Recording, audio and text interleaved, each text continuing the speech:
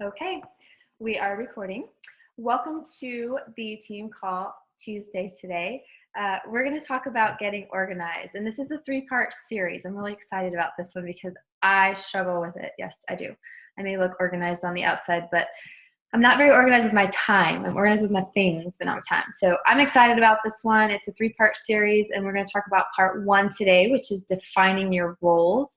And then next week, we'll talk about defining your distractors. And then the third part is defining your day and kind of actually putting a time and a place with everything, getting it into a list and all that kind of fun stuff. So let's get started.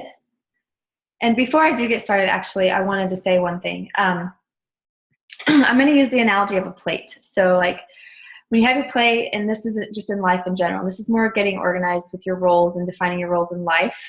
So think of a plate and you're putting, all the food on the plate to eat it. And so kind of like with 21 Day Fix and portion control, you never want to add too much onto your plate. So we're going to try to talk about like the roles being what you're actually eating and what needs to even go on your plate. And then the distractors are going to be what's keeping you from eating. So maybe it's too hot or too spicy, or you're not hungry for that particular thing, that role or whatever. And then the schedule and your day is going to be kind of what you're actually going to be eating and what time you're going to be eating it, and planning out your meals and that kind of thing. So that's the analogy I'm going to use throughout this series. Is the plate. But before we get started too, I wanted to mention and kind of put that disclaimer in there that there's no right or wrong way to organize your business, run your business, or your life. It's yours and you own it. You own both of them. So it's kind of up to you to make sure that you're doing these, taking what you learn and then applying it. Because I can write to-do lists for you till I'm blue in the face and share what I'm doing till I'm blue in the face, but I can't go and do it for you. So that's why I think it's so hard for me to get organized, because I just want someone to tell me like what to do. But they've told me what needs to get done, what I need to focus on. I just need to go and actually apply it and make my own list and organize my own day and that kind of thing. So so that's the disclaimer. And so let's get talking about roles. So defining your role, what does that mean? Well, obviously, a lot of us probably feel like this lady at some point in our life where we are wearing a lot of hats. And I know I do. I wear a ton of hats in my life, and I've had to take off several at certain times because of priorities. And it's probably just because we don't know how to say no to things. I don't know if y'all feel that way, but I have a very hard time of saying no. I'm a blue personality style. I'm a people pleaser. So I want everyone to be happy. And I always tend to say, sure, I'll do that. Sure, add me to that list. Add me to that group, blah, blah, blah. So my plate starts getting, full of food, and I can't eat it all. And so stuff goes to waste. Stuff gets in the way. Stuff gets mixed in with other things. And it just becomes a nasty plate of food, right? So I get it that there's always something new to try. If you're talking about Beachbody, there's new trainings, there's new groups, there's new ways to run things, there's new products. And most of us want to know all about that. We're like, yeah, tell me more. I want to hear about that new training. I want to be in that new group. I want to learn that new product. Da, da, da, da. But we have to quit adding onto our plate. And when people ask us to do those things, whether it's Beachbody related or it's, hey, well, you want to be in this new church group with us? Or do you want to be in this new mommy group with us? Or do you want to do this new horse riding thing with your kids? Or whatever it is, join the PTA group at school. You have to ask yourself this question or tell yourself to just stop and say, what the focus? And this is an acronym or something I got from another leader in the Beachbody community, Trina Gray. She's very awesome, very good public speaker, and I try to listen to all her trainings. And so this is one that I got from her. And so instead of what the F, it's what the focus, and stopping in your tracks and saying, okay, I need to bring it back to home plate and get focused. Is this something that is going to help me grow my business? Is this something that's going to make me happy in life? Is there even room for this in my life on my plate? And do I even have time for it? So defining your roles and getting focused on what you want those to be. And so being a high performer means that you have to learn from people that are better at it than you are. And that's not me. That is people like public figures like Darren Hardy or Trina Gray might be one. Specifically though, public figures that have books on and trainings on these things. Darren Hardy is one. John C. Maxwell is one.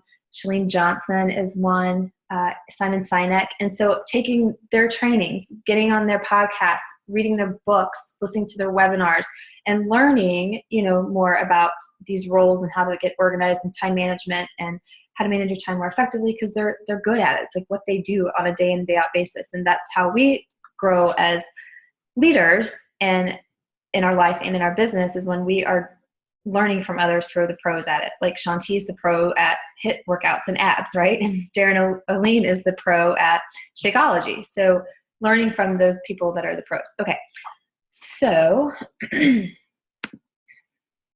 defining the roles in your life. Well, we all love to be busy, and that's not necessarily a good thing. I know it probably makes you feel like important and that you're always on the go. You have something to do. People need you. They want to talk to you. They need you to message them. It makes you feel good because you feel important, but it's a false sense of accomplishment, meaning you're just being busy. And we need to, as leaders, stop rushing around and rushing to get results, because that's not really results. I don't know if y'all feel this way, but my husband will make the analogy that it's like a cat shuffling kitty litter on the tile floor. And it's just like, it's not going anywhere. It's just making a big circle, and you're not getting anything done because you're just busy. And so I'll be, so proud of myself that I had this list of things to do, and I crossed stuff off, but he could tell me, he's like, how was your day? And I'm like, I feel so good, but I have no idea what I did. I was busy today, but I have nothing to show for it. And I don't really know what I did. So being busy isn't really a good thing, because unless you have these defining roles, defining checklists that that you're supposed to be working on, it's a false sense of accomplishment. You're just checking the box to say, I did this, but did you really do it to your fullest potential?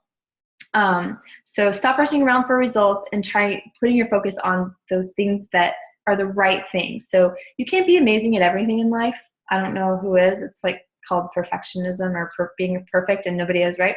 But you can be extraordinary in a few things, and that's kind of like a duh moment, like, oh yeah, duh. But there's a list of like tons of things of these hats that we wear as moms and spouses and wives and friends and daughters and sisters, and the list goes on. And you can't be good at all those things all the time. So this is where the roles come in, and defining those roles that you can be extraordinary at in your life. And those things are like for right now. They don't have to be they can change over time. So it's just for what makes you happy, what are you good at, what do you want to be good at, what do you want to be extraordinary at right now. And so we have to make a list of 5 to 7 things, 5 to 7 roles that you want to be in life. And those can be anything. And here's kind of a makeshift list of things I've put out there. But are you a mother? Are you a wife? Are you a friend, a blogger, an assistant, an athlete, a manager, a leader, a caregiver, a daughter, a sister, a mentor, an aunt, uncle, coach, financial provider, fitness guru, instructor, woman of faith, Christian? I mean, the list can just go on, and you're probably thinking of things in your head as I mentioned all those. But list them all out. And it probably makes you feel important when you do, right? You're like, whoa, I'm all these things. That's so cool. Give yourself a pat on the back, right? Well, yeah, but you can't be good at every single one of those things all the time. And wouldn't you rather be awesome and extraordinary and making valuable contributions in 6 ways, in 6 areas of your life, than muddling through life with these 18, 20, 25 things, the weight of those on your back, carrying those around, not being good at being just a little bit good at all of those, instead of being great and extraordinary at 6 things. And it could be 5 to 7, it doesn't have to be 6, but narrow it down to 5 or 7. That's what we have to do with these roles. We have to narrow it down to 5 or 7 that we're going to be really, really, really good at. Right now in your life, what are those roles that you feel like are taking precedence or taking priority, that they're important to you right now? And like I said, these roles can change. They don't have to stay the same things over time. And I'll give you an example of that. If you were to ask me a year ago what my roles were, if I had written them down, it would have looked like this: Beachbody coach, mother, wife, fitness guru, friend, and woman of faith. That was my roles. A daughter was in there too. And when my father passed away last year unexpectedly, my roles in life, they changed. And becoming a daughter got pushed up on my list. Or if you're looking at it like the food analogy, the pie, the pizza pie, it became a slice of pizza in my pizza pie. Being a daughter to my mother became a priority. And, that was one of the roles that I made a huge defining moment, like, hey, this is going to happen. Who's going to take care of her in the coming years, and just being a part of her life more. So the roles can change over time, and things like, it doesn't have to be something like that, but life can throw you these curves where you're going to have to move things around and change priorities and, make changes to these roles that you're going to be making. So know that can happen, and it can happen in months and years and all that stuff. And then don't rank the roles. So you don't have to look at it like, okay, well, I'm a wife first, so that has to come first. And then I was a mother, so then that has to come second. And then I was this, and then I was that. And then Beachbody has to be the last thing because it's the last thing that came into my life. You don't have to rank these roles. Just know what they are. You just have to know what they are and focus on the ones that are happening right now. And then that's going to help you with, that takes pressure off of like having to pick which roles are important or the most important or ranking them.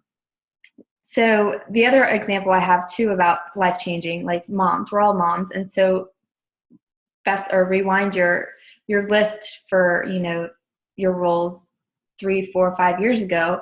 Mom might or might not have been on that role list in that pizza pie. And that that changes everything, that's like a game changer when you bring a new baby into this role and now you're a mom and that's one of your roles as opposed to just being a wife. Or if you add another kid to the list, that's another role changing defining moment for you. So yeah, just an example of those changing. And then don't cram all these roles together. So it's not going to work if you do that. It doesn't make you more effective. It doesn't make you more efficient. It doesn't make you better at that one thing because you're adding all these other things to it. For example, if you are a mom, you may also be the family cook. You may also be the caregiver. And those don't all equal up to mom. That just makes you busier. And remember, busy is just the cat on the floor with the kitty litter going nowhere. So you have to dissect it even more and give those each a role. So mom is a role, caregiver is a role, family cook is a role. And if we're talking about 5 to 7, you've now got 2 other roles, 2 to 4 other roles that you can add to your pizza pie. Maybe you're a fitness instructor and you're a personal trainer and you are a massage therapist and you're also striving to be a Diamond Beachbody coach.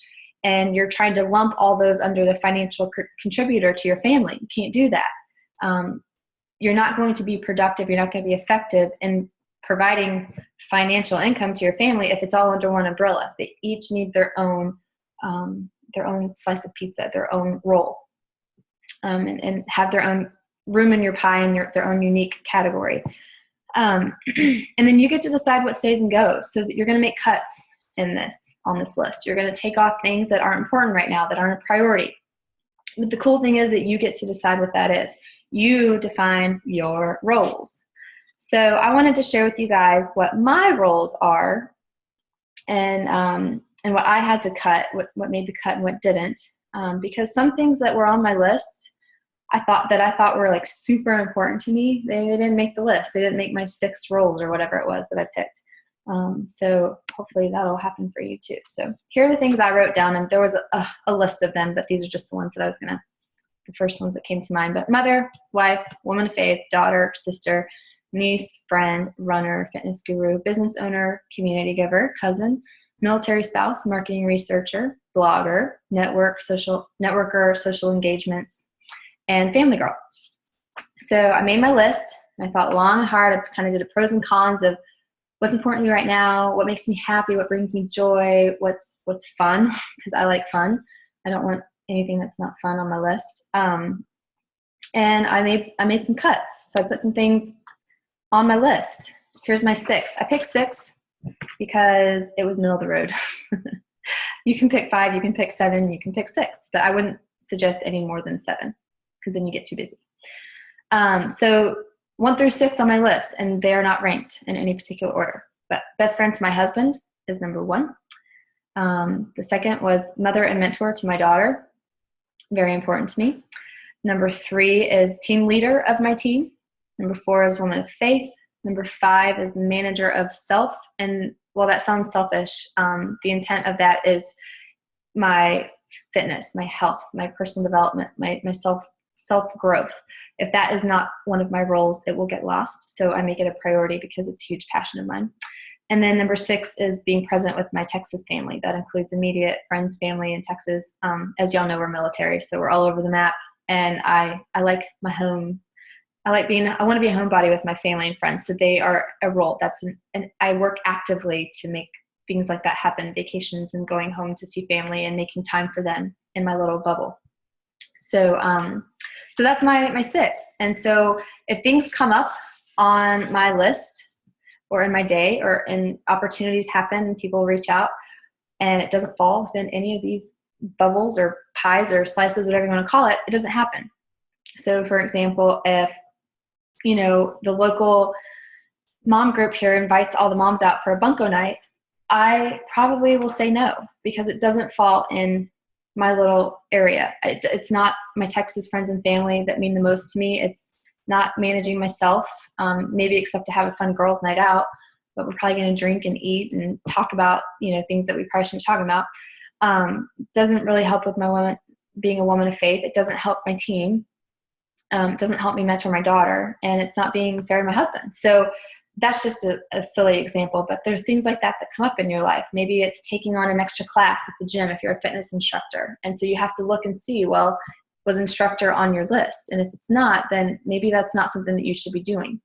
If it's taking on being a PTA teacher or a PTA member, well, for example, I'll get into the cuts because that's one of my cuts. But so what made the cuts, or what cuts had to be made from my list? So to give you some concrete examples of what I cut out, I was a blog writer. I got asked to be the health fitness contributor for the New Orleans Moms blog. And I don't know if y'all have seen like the Austin's blog, Dallas blog. I mean, there's just a ton of blogs from all the big time cities out there in the United States. So this is a big deal. I was really excited. It fell into my lap and I took it on because I thought, one, it would be an income producing activity for my business. It would be a way for me to network. So that was something that was on my list a long time ago, right? Before I knew that I had to cut my list down. And so I thought it would help me grow my business, grow my network and help me market to other moms.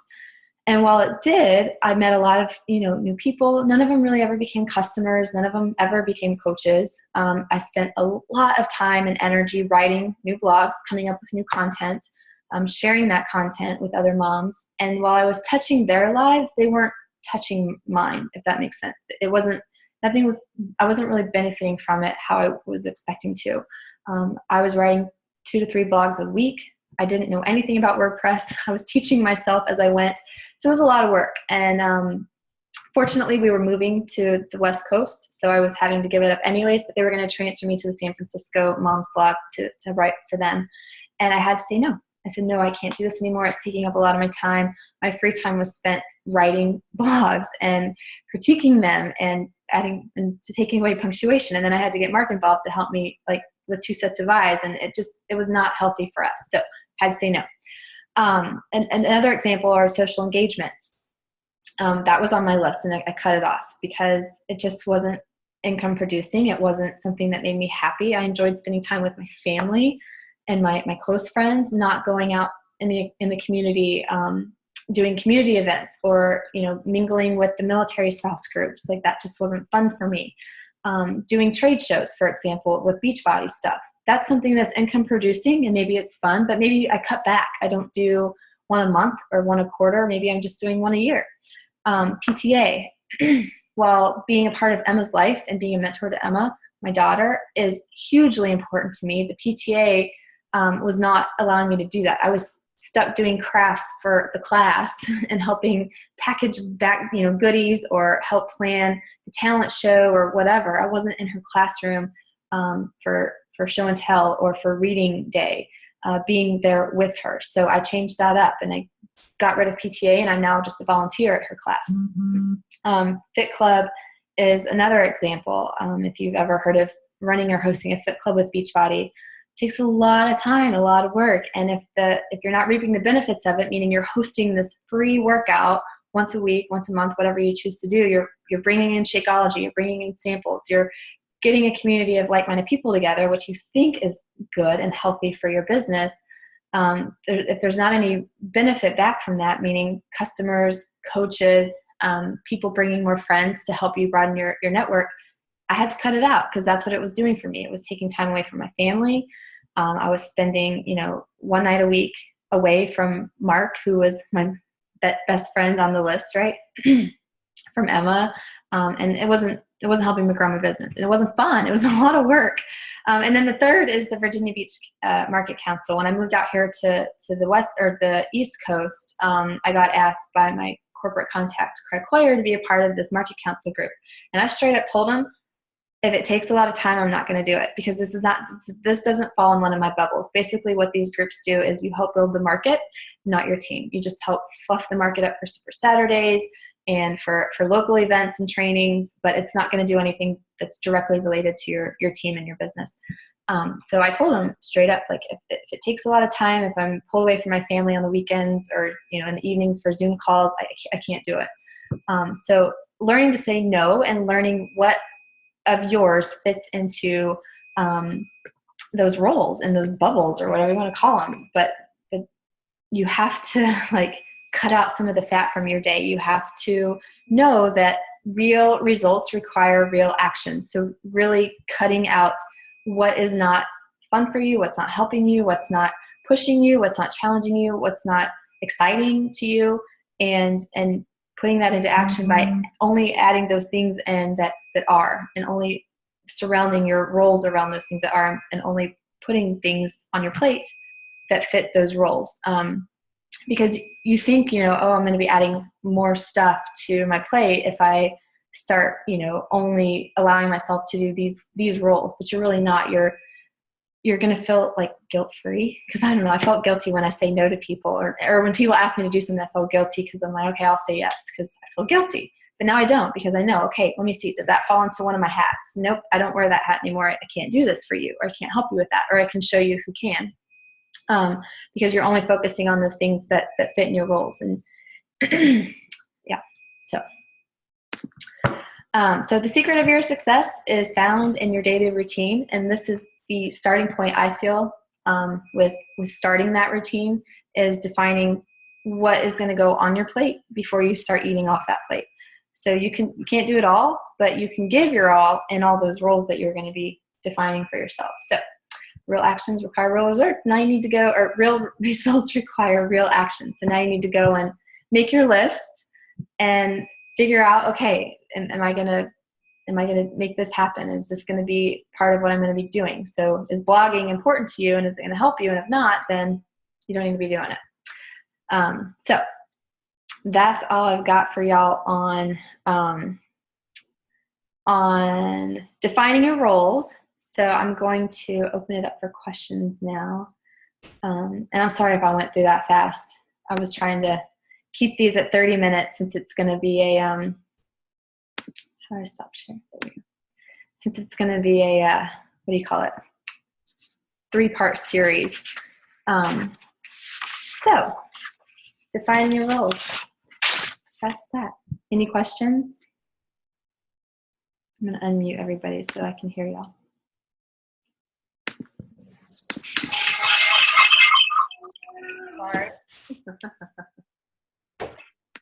No, I obviously got in at the very end of this, which is, I'm kind of bummed. Sorry. Oh, that's okay. I know it's always during nap time for most of you, nap or lunchtime. So I know that's hard. I'd rather sit here and eat than, try to tackle getting her to stay in bed. So did that make sense? Is that helpful? Oh, well, not you, Jessica. I'm sure it was. Yeah.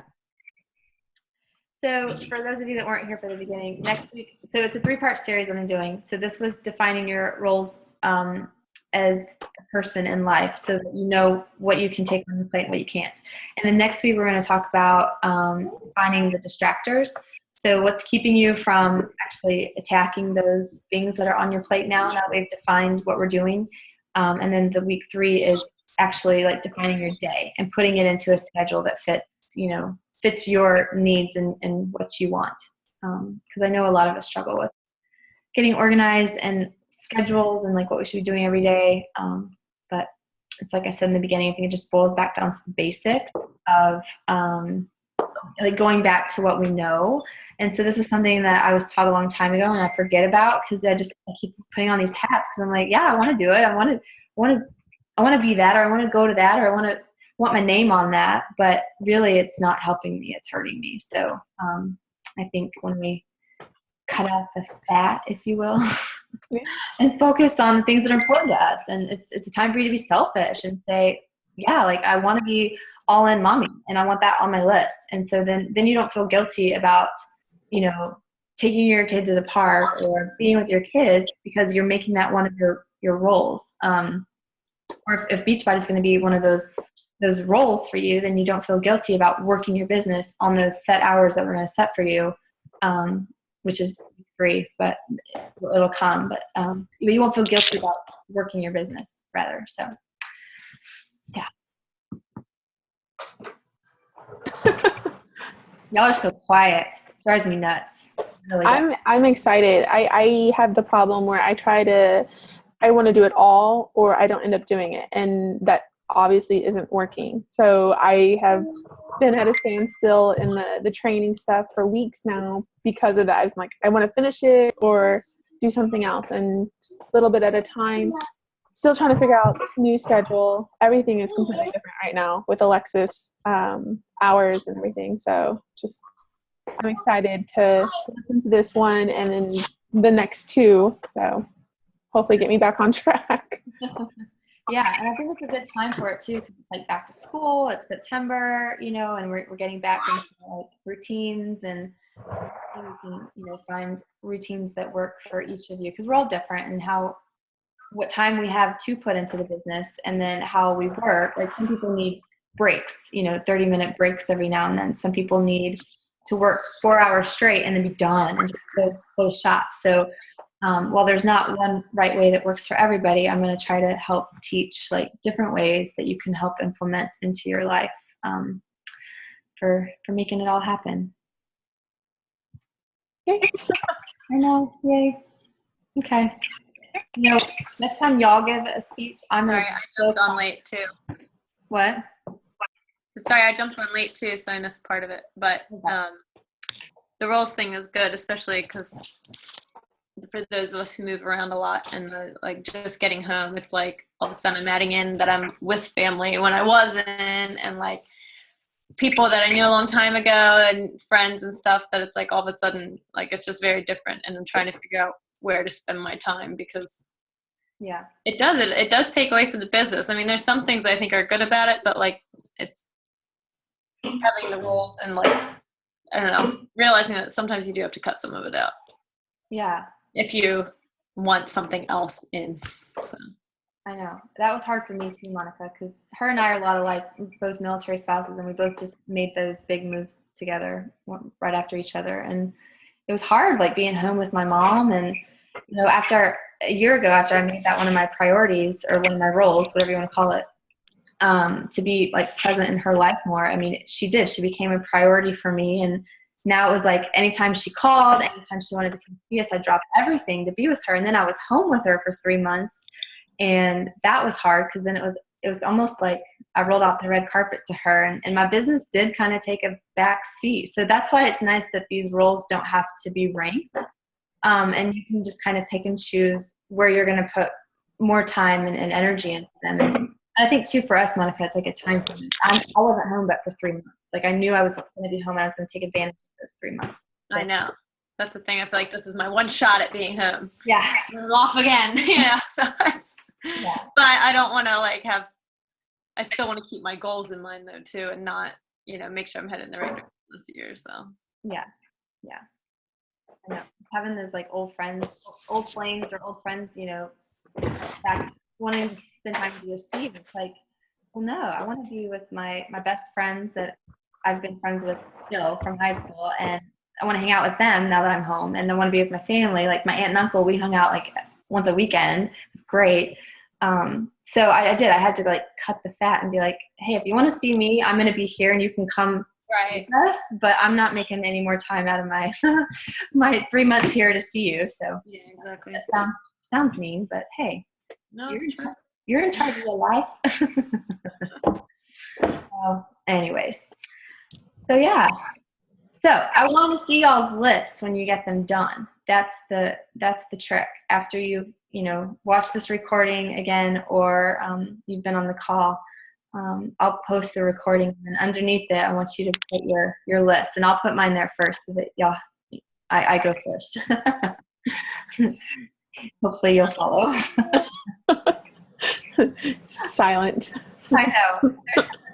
Y'all are going to learn that when you're speakers on your own calls or a guest speaker and people are silent, you're going to be like, oh my gosh, what did I do wrong? Is there boogers hanging out of my nose or what? So I've made it a point when I'm on calls like that and there's people talking, I always say something like, that was great, or I have a question, because they do. Like, people feel stupid when no one says anything.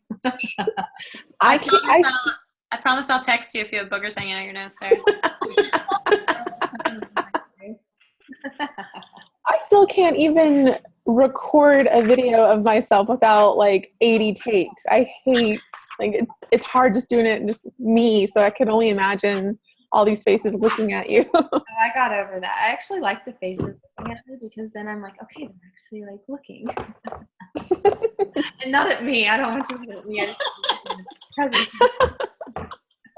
That's why I do a webinar, so that I feel like eyes are watching what I'm saying.